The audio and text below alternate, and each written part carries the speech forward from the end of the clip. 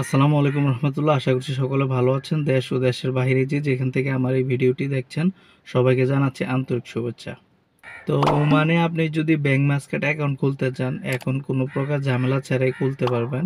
শুধুমাত্র আপনার labour card বা পতাকা ফটোকপি দিয়েই কিন্তু আপনি আপনার ব্যাংক মাস্কেট অ্যাকাউন্ট খুলতে পারেন খুব সহজে। আগে যেমনটা লাগতো আপনার আরবাবের এনওসি পেপার লাগতো, তারপর আপনার কারেন্টের বিল লাগতো, ঠিক আছে, অনেক জায়জামেলা ছিল, পাসপোর্টে ফটোকপি শো লাগতো।